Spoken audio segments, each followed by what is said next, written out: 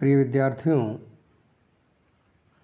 कक्षा 12 सामान्य हिंदी और हिंदी के अंतर्गत संस्कृत खंड में आने वाले सुभाषित रत्नानि शीर्षक पाठ का आज का अंश लेकर के हम उपस्थित हैं।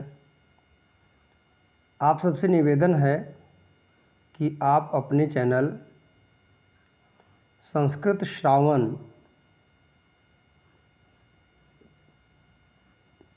को सब्सक्राइब करें। अपने सुझाव कमेंट के माध्यम से ज़रूर दीजिए। इसी से हमारा उत्साहवर्धन होता है। और यदि वीडियो पसंद आता है तो लाइक करें और अपने मित्रों में शेयर करें।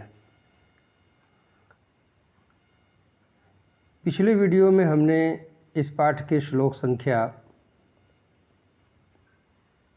8 तक का अध्ययन किया था। आज हम 9वें पद्यांश के आगे पढ़ना शुरू करेंगे। आइए पढ़ते हैं। सहसा विदधीत न क्रियाम अविवेकः परमापदां पदम विनुते ही विमृश्य कारिणं गुणलब्धाः स्वयमेव संपदाः। शब्दार्थ देखिएगा।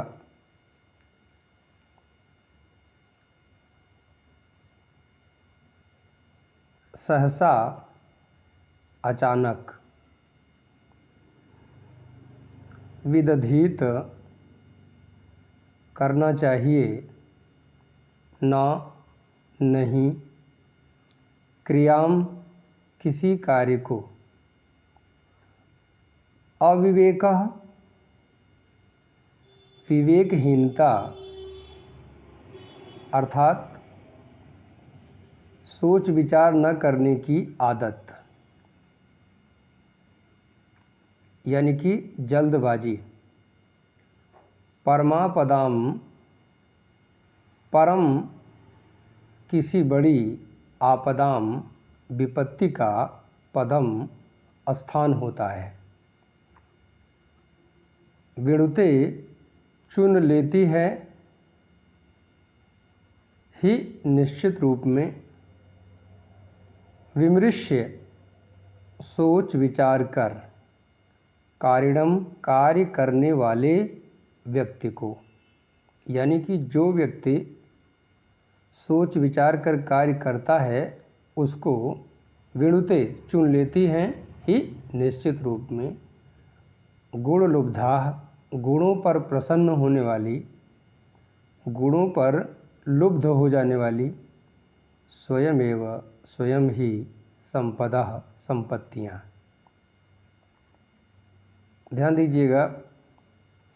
यह पद्यांश प्रसिद्ध कवि भारवी द्वारा रचित किराता अर्जुनियम का एक प्रसिद्ध पद्य है। इसमें किसी भी कार्य को करने से पहले सोच विचार कर ही कार्य को करने का संदेश मिलता है। आइए इसका कुछ विच्छेद देखते हैं। क्रियाम धन अविवेकः। देखिए, माँ में हलंत नहीं लगा है, इसलिए यहाँ आ छिपा हुआ है। क्रियाम धन अविवेकः, ये दो पद हैं। अविवेक यानी कि अचानक कार्य करने की आदत, बिना सोचे विचारे कार्य करना। परम धन आपदाम, बड़ी विपत्ति का, परम यानी कि बड़ी, आपदाम विपत्ति का, पदम स्थान होता है यानी कि कारण होता है। परम आपदाम में दीर्घ स्वर संधि है, जिसे आप जानते हैं। विमृश्य कारिणम, सोच विचार कर कार्य करने वाले, यहाँ समास पद बना हुआ है, इसलिए उसकी चर्चा नहीं कर रहे हैं, क्योंकि जिस अंश तक परीक्षा में आपसे पूछे जाते हैं उससे अधिक बता करके आपके मन में भ्रम उत्पन्न नहीं करना चाह रहे हैं। आपके सामान्य हिंदी के पाठ्यक्रम के अनुसार व्याकरण आपको दिया जा रहा है। गुण लुब्धाः गुणों पर लुब्ध होने वाली, गुणेषु लुब्धा। स्वयं धन एव स्वयमेव संपदा, संपत् शब्द का बहुवचन का पद है संपत्तियाँ। आइए अब इसका प्रसंग देखते हैं। प्रस्तुत पद्यांश में बिना सोचे विचारे कार्य करने को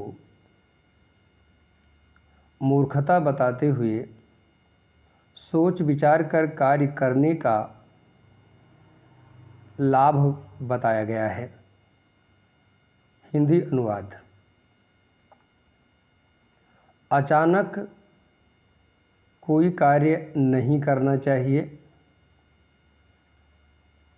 विवेकहीनता अर्थात जल्दबाजी बहुत बड़ी विपत्तियों का स्थान होती है।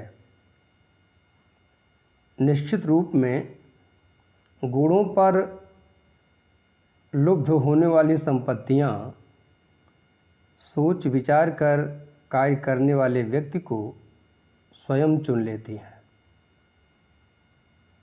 अनुवाद तो हो गया, आशा भी आप समझ गए होंगे। कहने का मतलब केवल इतना है, जो व्यक्ति सोच विचार कर कार्य करता है, संपत्तियां उसके पास स्वयं जाती हैं। उसे पाने के लिए व्यक्ति को प्रयास नहीं करना पड़ता। यानी कि सोच विचार कर कार्य करें, भविष्य के अनुसार योजना बना करके अपना अध्ययन करें और भी जीवन में जो भी कार्य हैं सुनियोजित ढंग से करेंगे तो संपत्तियां आपके यहाँ स्वयं आती रहेंगी। अब चलते हैं हम अगले श्लोक में, जो 10वां पद्यांश है।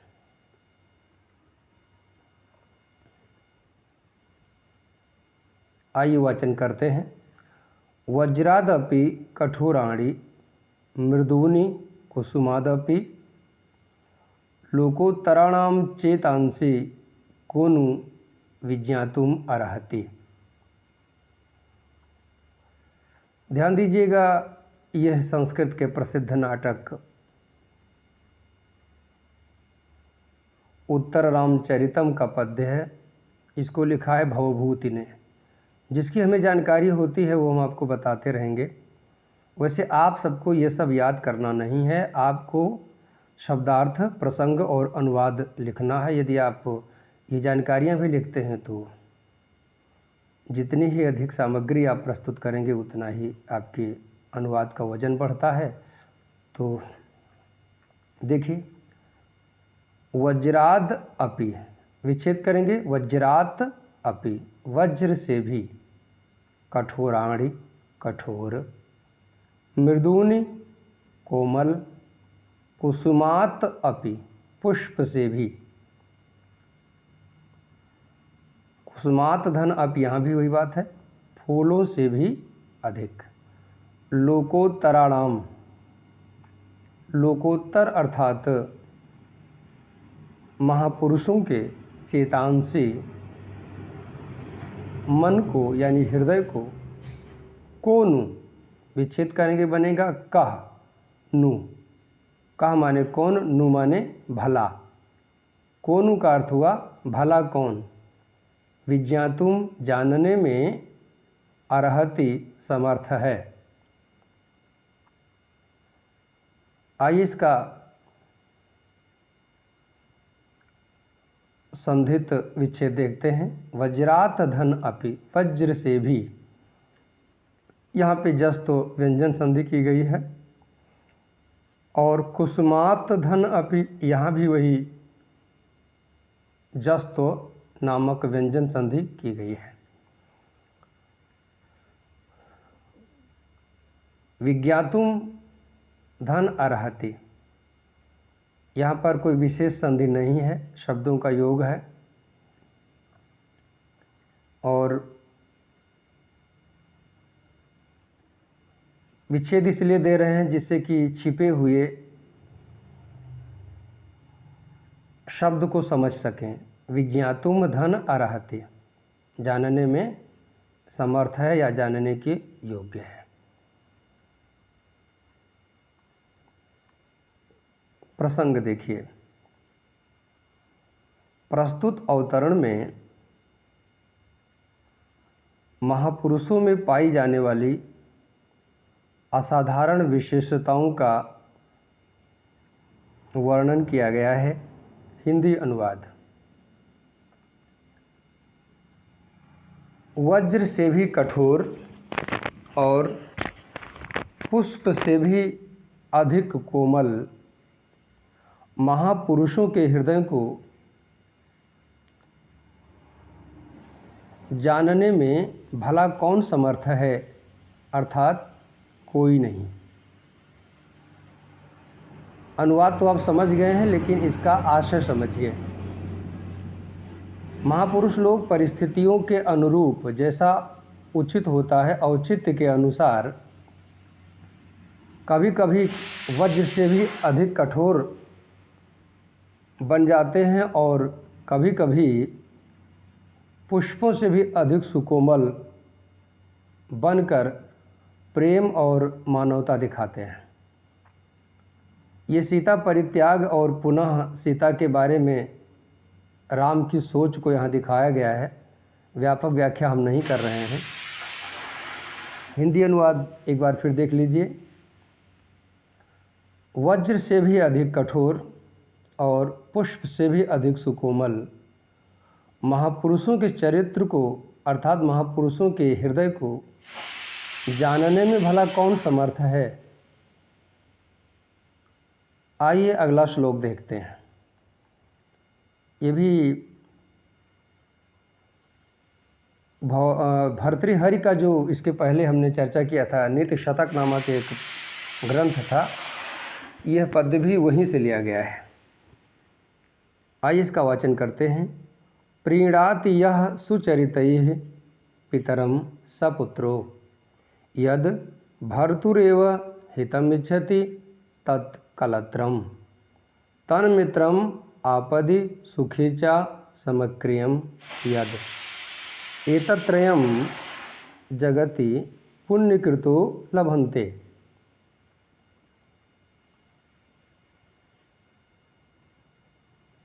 आइए शब्दार्थ देखते हैं। प्रीणाति प्रसन्न रखता है, यह जो सुचरितैः अपने उत्तम आचरण से, पितरम पिता को, सपुत्रः वह पुत्र, यत जो भर्तुः एव स्वामी का ही हितम इच्छति कल्याण चाहती है, तत्कलत्रम वह पत्नी, तत्मित्रम वह मित्र। ध्यान दीजिए, तत् धन मित्रम धन आपत्ति, तीन पदों को जोड़ा गया है जिनको अभी हम विच्छेद में स्पष्ट करेंगे।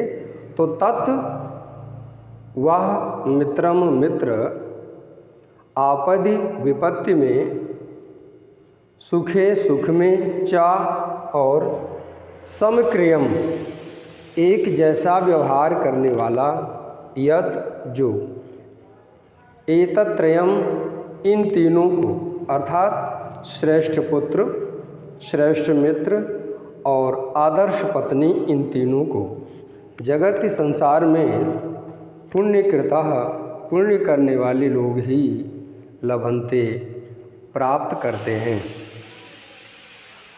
आइए इसका शब्दार्थ देखते हैं। भर्तुः धन एव, यहाँ पर विसर्ग संधि की गई है। हितम धन इच्छति, यहाँ पर पररूप संधि है। तत् धन मित्रम अनुनासिक संधि है। मित्रम धन आपदि, यहाँ भी पररूप संधि है। और शेष क्रियापद और अन्य पद हैं जो अपने आप में आपके समझ में आते हैं। समक्रियम समान व्यवहार करने वाला, समाना क्रिया, येषाम तान, ये मित्रों का विशेषण है। आइए इसका प्रसंग देखते हैं।